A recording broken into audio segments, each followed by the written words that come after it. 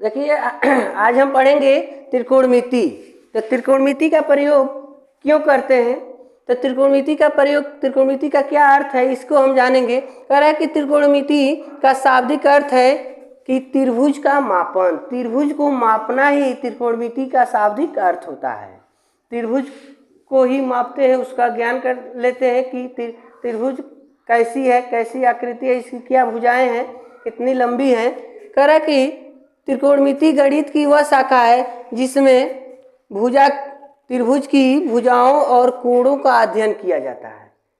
त्रिकोणमिति गणित की वह शाखा है जिसके अंतर्गत हम त्रिभुज की भुजाओं और त्रिभुज के कोणों का अध्ययन करते हैं। ठीक है, देखो इसके नाम से त्रिकोणोमेट्री जो है, त्रिकोणोमेट्री का अगर अर्थ निकाला जाए, अलग अलग किया जाए, तो त्रि का मतलब हो गया तीन, गोनों का मतलब भुजा, और मेट्री का मतलब हो गया मापन, यानी तीन भुजाओं वाले आकृति का मापन। ठीक है, तो जैसे आपने पहले कक्षाओं में पढ़े हैं, इसके पहले की कक्षाओं में पाइथागोरस बाबा जी जो थे, पहले के गणितज्ञ थे, तो उन्होंने त्रिभुज को मापने के लिए एक प्रमेय दिया। तो जो प्रमेय वो फॉलो किए उनका नाम पड़ गया पाइथागोरस प्रमेय। ठीक है, तो उन्होंने कैसे त्रिभुज के मापने के लिए प्रमेय दिया, तो समकोण त्रिभुज को मापने के लिए प्रमेय दिए थे। समकोण त्रिभुज ऐसे कुछ उनकी आकृति होती है। तो समकोण बनाने के लिए एक जो क्षैतिज रेखा होता है, जो जमीन पर पट होता है, क्षैतिज होता है, उन पर कोई एक लंबवत रेखा आकर गिर जाती है तो 90 अंश का कोण अंतरित करता है। तो यहाँ पर 90 अंश का कोण बन गया। तो इस सिरा को और इस सिरा को जब आपस में मिलाते हैं तो इस प्रकार एक त्रिभुज बन गया। तो त्रिभुज ये समकोण त्रिभुज कहलाता है, क्योंकि इसमें एक कोण कितने अंश का है, 90 अंश का है। तो ये समकोण त्रिभुज हो गया। तो इसमें अगर आप यहाँ कोई कोण लेते हैं, मान लीजिए कि यह एक वृक्ष है, वृक्ष को आप मापना चाहते, पेड़ पर चढ़ना नहीं चाहते और चाहते हैं कि इसकी चोटी हम पता कर लें कि कितनी ऊंचाई है, तो आप यहाँ खड़े हो जाते हैं और यहाँ से खड़े होकर आप इसको देखते हैं। तो यहाँ तक देखें तो वृक्ष तो इस पर एकदम खड़ा है, परपेंडिकुलर खड़ा है, तो 90 डिग्री का एंगल बना दिया। तो यहाँ से आपने देखा इसको, तो एक कोई रेखा बनी जो 90 अंश के सामने जो भुजा हो गई, उसका नाम हो जाता है कर्ण, और ये परपेंडिकुलर खड़ा है तो इसका नाम है लंब। आज जो तीसरी भुजा बच जाती है, पृथ्वी पर क्षैतिज रहती है, उसे कहते हैं आधार। तो पाइथागोरस ने इसी के आधार पर वो बताए कि समकोण त्रिभुज में अगर त्रिभुज की भुजाओं को अगर ज्ञात करना हो तो हम क्या करेंगे। तो उन्होंने प्रमेय दिया कि कर्ण का वर्ग जो होता है, कर्ण का वर्ग लंब के वर्ग प्लस आधार के वर्ग के बराबर होते हैं। मतलब त्रिभुज की बड़ी भुजा का वर्ग समकोण त्रिभुज की बड़ी भुजा के वर्ग अन्य दो भुजाओं के वर्गों के योग के बराबर होता है। तो बड़ी भुजा कर्ण सबसे बड़ी भुजा होती है समकोण त्रिभुज में, और अन्य दोनों भुजा जो छोटी भुजा होती है, इनको वर्ग करके जोड़ दे तो इस बड़ी भुजा के वर्ग के योग के बराबर हो जाता है। अगर अन्य इसमें से इन कोणों ज्ञात करना हो, अगर इसका मान हमको पता हो और इन दोनों का मान ज्ञात करना हो किसी एक का, तो क्या करते हैं, तो अगर यहीं से इसको हम ट्रांसफर कर दें इस साइड में, तो हमारा फार्मूला बन जाता है। मान लो हमको लंब ज्ञात करना है, लंब का वर्ग, तो क्या करते हैं, आधार आकर इसमें माइनस हो जाता है कर्ण का वर्ग, कर्ण का वर्ग माइनस आधार का वर्ग। अगर आपको आधार ज्ञात करना हो तो हम क्या करते हैं, लंब को कर्ण में घटा देते हैं, लंब को कर्ण के वर्ग में लंब का वर्ग घट जाता है। इस प्रकार पाइथागोरस ने यह तीन प्रमेय दिया। इसके आधार पर समकोण त्रिभुज के भुजाओं को हम ज्ञात करने के काम किए। तो लेकिन इसके आधार पर केवल भुजा को ज्ञात किया गया, कोण को नहीं ज्ञात किया गया। तो कोण को अब इसके माध्यम से, त्रिकोणमिति के माध्यम से हम भुजाओं के साथ साथ कोण को भी हम ज्ञात करने का काम करेंगे। तो उन्होंने अन्य कोई आधारित करके प्रमेय दिया जिसको त्रिकोणमिति के नाम दिए, और जो लंब होता है उसको ज्या से संबोधित किया गया, और जो आधार था उसको कोज्या नाम दिया गया। यानी जो ज्या होता है उसको साइन से संबोधित करते हैं और कोजिया को का से संबोधित किया गया। तो इसके 6 त्रिकोणमितीय अनुपात उन्होंने बताया। त्रिकोणमिति को पढ़ने के लिए सबसे पहले हमको 6 त्रिकोणमितीय अनुपात जानना होगा। जो समकोण त्रिभुज होता है, इनके आधार पर त्रिभुज, समकोण त्रिभुज के आधार पर इनको भुजाओं को मापने के लिए 6 त्रिकोणमितीय अनुपात बनाए गए। वो त्रिकोणमितीय अनुपात क्या है, इसको हम अभी जानते हैं। तो देखिए, जो त्रिकोणमितीय अनुपात होता है तो वो कितना होता है। यहाँ लिखे हैं कि त्रिकोणमितीय अनुपात 6 प्रकार के होते हैं। त्रिकोणमितीय अनुपात 6 प्रकार का होता है। कौन कौन होता है जी? तो साइन, कॉस, टैन, कॉट, सेक और कोसेक। ठीक है, ये 6 जो होते हैं ये त्रिकोणमितीय अनुपात होते हैं। तो त्रिकोणमितीय अनुपात का प्रयोग हम समकोण त्रिभुज के लिए करते हैं। समकोण त्रिभुज में ही दिखाना है। आप त्रिकोणमिति का प्रयोग समकोण त्रिभुज के अतिरिक्त दूसरे त्रिभुज में नहीं कर सकते हैं। जो त्रिभुज आपको कैसा भी त्रिभुज मिले, पहले उसको आप समकोण में अगर चेंज कर लेते हैं तब तो ठीक है, तभी उनमें आप त्रिकोणमिति का प्रयोग कर सकते हैं। तो ये समकोण त्रिभुज है और इनमें हमको दिखाना है कि साइन का tan का मान क्या होता है। तो देखिए, पहला होता है साइन। इसमें कोण अगर ए लिए है तो ए लिख सकते हैं, थीटा है तो थीटा लिख सकते हैं। आपके ऊपर डिपेंड करता है कि क्या लिखेंगे। वैसे हम थीटा यहाँ लिखते हैं। बार बार आप फार्मूले को याद करने के लिए आप थीटा का यूज कर सकते हैं। तो साइन थीटा, थीटा का मतलब होता है कोण। यहाँ पर आप थीटा दिखा सकते हैं। कितने अंश का कोण बना है? तो थीटा डिग्री का कोण बन गया है। ठीक है, तो साइन थीटा होता है लंब, लंब बट्टे कोण। अब कहेंगे कि इसमें लंब कौन है? तो देखिए, ये जो भुजा परपेंडिकुलर खड़ी है तो इसे कहते हैं लंब। ठीक है, आज जो क्षैतिज होता है इसे कहते हैं आधार। नीचे वाले भुजा को आधार कहते हैं। ठीक है, लेकिन ऐसा नहीं कि हमेशा जो नीचे रहेगा उसी को आधार कहेंगे। जो कोण आप लेते हैं, जहाँ पर कोण लेते हैं तो कोण के सामने की भुजा को लंब कहते हैं। और कोण में कोई परिवर्तन नहीं होता है। जो 90 अंश का कोण बनता है तो 90 अंश के सामने की भुजा हमेशा कर्ण कहलाती है। और जो तीसरा बच जाए उसे आधार कहते हैं। लेकिन अगर आप कोण यहाँ ले लेते हैं तो कोण के सामने की भुजा, इसको आपको लंब कहना हो जाएगा। और एक कर्ण में कोई परिवर्तन नहीं, तो तीसरा बच गया यह, तो इसको आप आधार कहना शुरू कर देंगे। तो अभी फिलहाल तो हम इसी को कोण लिए हैं, कोण यही है। तो कोण के सामने की भुजा लंब हो गई और कर्ण में कोई परिवर्तन नहीं। 90 अंश के सामने की भुजा को कर्ण कह दिए और जो तीसरा बच गया वो आधार हो गया। तो आप लिखेंगे साइन थीटा बराबर लंब बट्टे कर्ण, कॉस थीटा की वैल्यू हो जाएगा आधार बट्टे कर्ण, और इसका तीसरा है टैन। टैन थीटा होता है लंब बट्टे आधार। अब देखिए, इसका उल्टा होता है साइन का कोसेक। इनमें भी हम थीटा लिखेंगे, थीटा।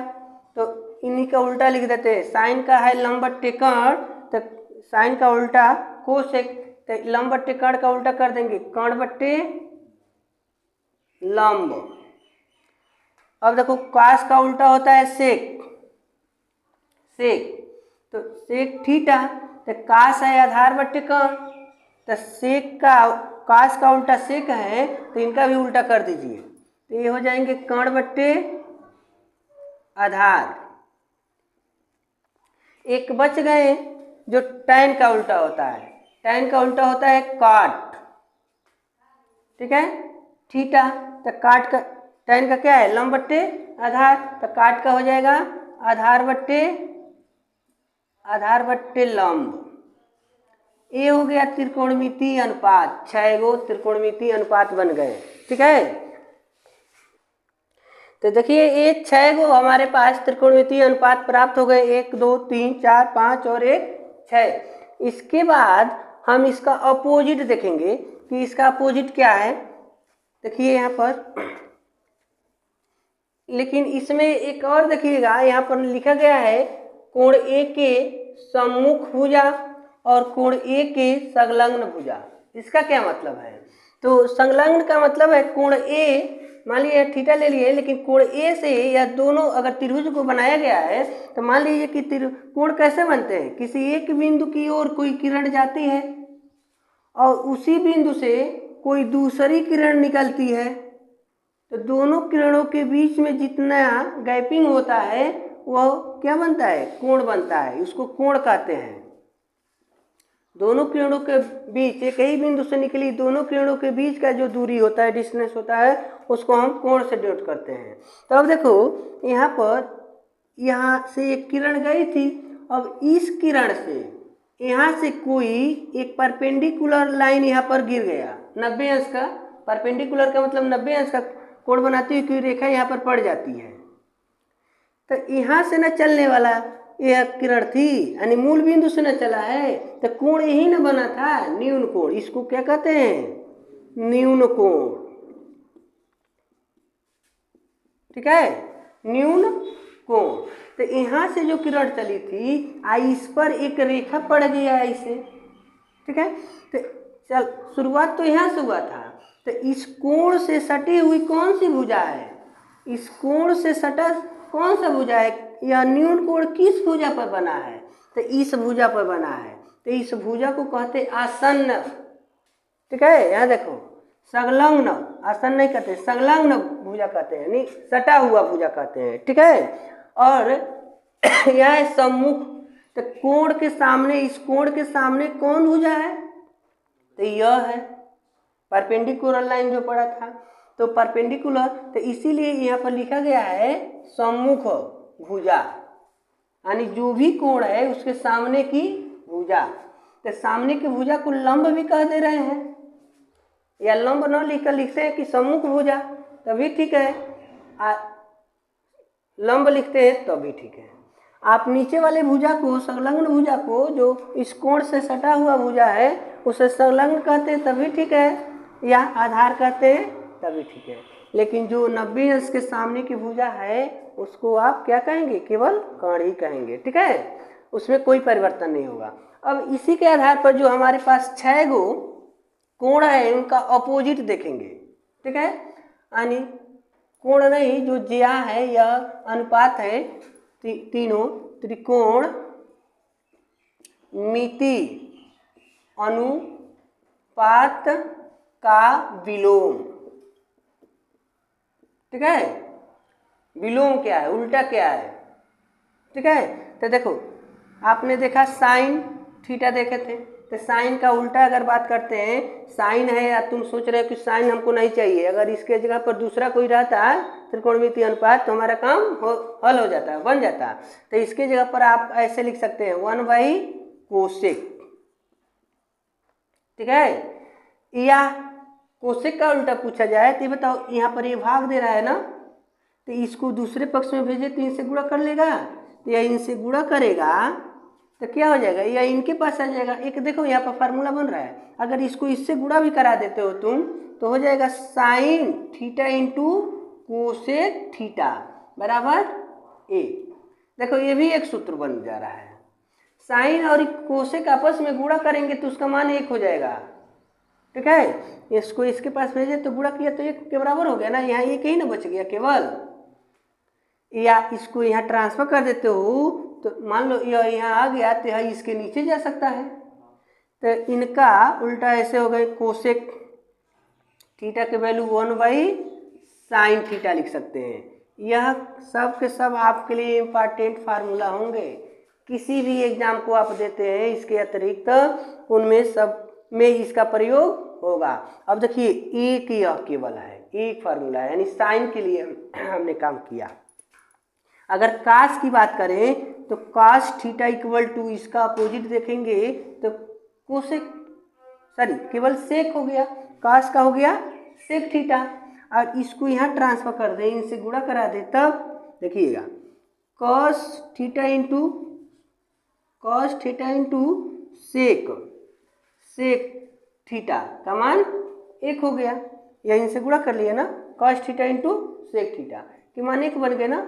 अगर आपको सवाल हल करते समय कहीं ऐसा मिल गया cos theta into sec theta, तो उसके जगह पर आप क्या रख सकते हैं, 1 लिख सकते हैं, या या इसके नीचे भी जा सकता है। तो कहीं आपको ज़रूरत पड़ गई कि सेक थीटा नहीं हमको चाहिए, हमको कास की ज़रूरत है, तो सेक की जगह पर 1 कास थीटा आप लिख सकते हैं। यह भी एक फार्मूला बन जाएगा।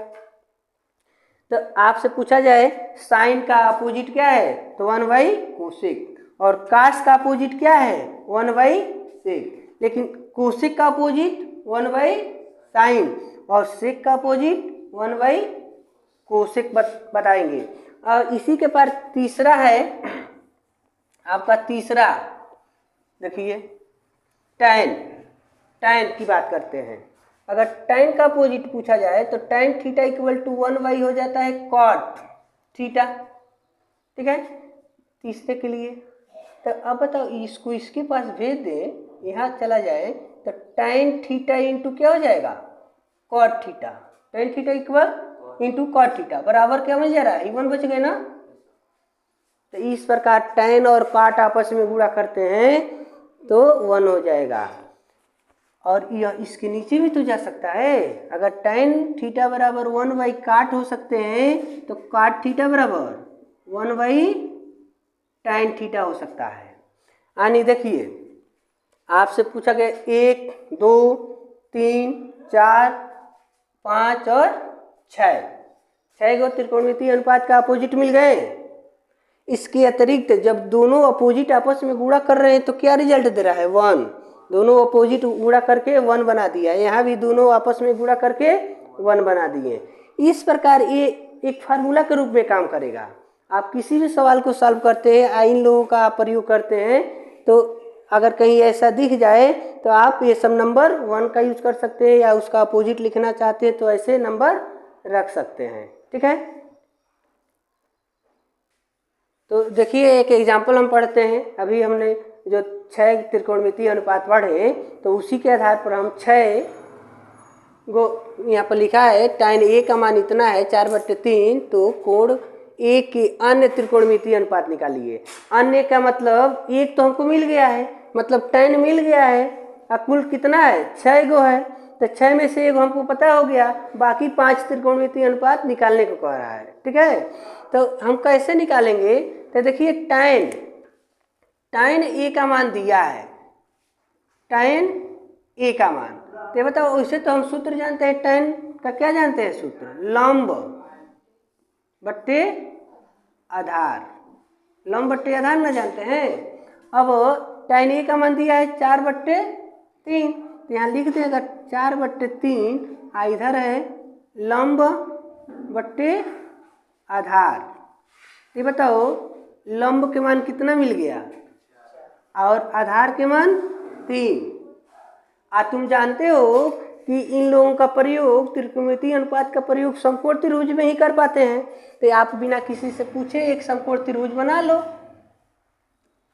एक बात यह है कि इसमें कहा है कि कोण ए के, तो आप इसमें कहीं ए लिखोगे, तो जहाँ ए लिखोगे तो कोण ए के सामने वाली भुजा को लंब आपको लिखना है। तो मान लो इस त्रिभुज का नाम हम रखते हैं ABC। तो हमारा कोण क्या लेना है भाई, ए लेना है। देखो tan ए लिखा है ना, तो कोण क्या लिया है, ए। तो कोण ए के सामने वाली भुजा का नाम देना तुम लंब। आई बताओ समकोण त्रिभुज है तो ये 90 बना है ना, तो 90 वाली भुजा, 90 के सामने वाली भुजा को क्या कहते हैं, कोण कहते हैं। आज जो छूट गया आधार हो गया, ये आधार हो गए। ठीक है, तो आओ तो इसमें देखो लंब का माप कितना है, 4 दिख रहा है। लंब कितना बढ़ाना है, 4 है, तो इस भुजा की लंबाई 4 हो गई, और आधार 3 है, तो इस भुजा की लंबाई 3 हो गई। कोण नहीं पता है हमको, तो पाइथागोरस जी किसके लिए प्रमेय बताए थे, इन्हीं के लिए बताए थे। तो हम क्या करेंगे, सबसे पहले लिखेंगे पाइथागोरस प्रमेय से, पाइथागोरस प्रमेय से क्या करेंगे, कर्ण ज्ञात करेंगे। क्या निकालना है, कर्ण निकालना है। तो कर्ण का फार्मूला है कर्ण बराबर, कर्ण के वर्ग बराबर लंब का वर्ग प्लस आधार का वर्ग। ठीक है, तो कर्ण, चलो तो इसका नाम बताओ तो, कर्ण कौन सी भुजा है, कर्ण वाली भुजा का नाम है AC, ठीक है। तो हम लिखेंगे यहाँ AC का वर्ग, देखो इनका वर्ग है। अब देखो लंब वाली भुजा का क्या नाम है, लंब वाली भुजा का नाम है BC, लंब वाली भुजा का नाम है BC, BC का वर्ग प्लस आधार की भुजा का नाम है AB, तो AB का वर्ग, ठीक है। अब देखो तो AC का माप हमको नहीं पता है, लेकिन BC कितना बढ़ाना है 4, BC की लंबाई है 4, तो यहाँ लिखेंगे 4 के वर्ग, ठीक है। उसके बाद प्लस AB का माप वहाँ से देखिए 3 है, तो हम लिखेंगे 3 का वर्ग, ठीक है। तो AC का वर्ग इक्वल टू 4 के वर्ग 16 प्लस 3 का वर्ग 9, तो AC का वर्ग हो गया, दोनों को जोड़ेंगे तो 25। तो अब तो AC का वर्ग है ना, तो अगर ये पावर हटा दे तो इनका वर्गमूल लेना पड़ जाएगा हमको, तो AC बराबर क्या हो जाएगा, सीधे आप लिख सकते हैं 5। AC की लंबाई हमको मिल गई 5, ठीक है। अब तक त्रिभुज की तीनों भुजा मिल गया, जब तक तीनों भुजा की लंबाई हमको नहीं पता चलेगी तब तक हम अन्य त्रिकोणमितीय अनुपात को नहीं निकाल सकते हैं। तो अन्य त्रिकोणमितीय अनुपात निकालना हो तो आप त्रिभुज की तीनों भुजा का माप आपको पता होना चाहिए। तो आइए हम निकालते हैं अन्य त्रिकोणमितीय अनुपात। पहला हम निकालेंगे साइन, कोण क्या है हमको A, कहा है A के अन्य, तो हम यहाँ लिखेंगे A। तो सूत्र क्या जानते हो, लंब बट्टे कोण, ठीक है, लंब बट्टे कोण। तो देखो साइन A, लंब कितना बड़ा है 4, लंब का माप है 4 और कोण का माप है 5, तो चलो 1 मिल गया हमको त्रिकोणमितीय अनुपात, ठीक है। दूसरा निकालना है कॉस, तो कॉस A का सूत्र अभी इसके पहले हम नोट किए थे, क्या होता है आधार बट्टे कोण, ठीक है। तो कॉस A, आधार इसमें कितना है 3 है, कोण की लंबाई 5, हमको दूसरा त्रिकोणमितीय अनुपात मिल गया। और देखो तीसरा होता है tan, तो tan हमको नहीं निकालना है क्योंकि tan का तो मान दिया है। इसके बाद का निकालेंगे हम, मतलब तीसरा में हम लिखेंगे काट लिख सकते हैं, सेक कोसेक कोई भी लिख सकते हैं। तो काट का क्या होता है आधार बट्टे हो गया लंब, ठीक है। तो कॉट A आधार कितना है 3 और लंब कितना है 4, चलिए A भी हमको पता चल गया। एक और है सेक A, तो सेक का क्या होगा, आधार का उल्टा होता है ना सेक, तो आधार का उल्टा सेक है, तो कास का उल्टा सेक है, तो कास का है आधार बट्टे कोण, तो सेक का हो जाएगा कोण बट्टे आधार, ठीक है। तो सेक का A इक्वल टू, देखो कोण कितना लंबा है 5 लिख देंगे और आधार 3, यह मिल गया। 5 को निकालना है, अभी हमारा 4 हुआ, एक कौन छूट गया, तो छूट गए कोसेक, ठीक है। तो कोसेक का मान हम निकालेंगे, चलिए थोड़ा सा यही निकाल देते हैं कोसेक का मान। तो कोसेक A बराबर साइन का उल्टा होना चाहिए, कोसेक साइन का उल्टा होता है, तो यहाँ लिख देंगे कोण बट्टे लंब, ठीक है। तो कोसेक A इक्वल टू कोण की लंबाई कितनी है 5 और लंब कितना है 4। इस प्रकार आपको 5 त्रिकोणमितीय अनुपात प्राप्त हो गए।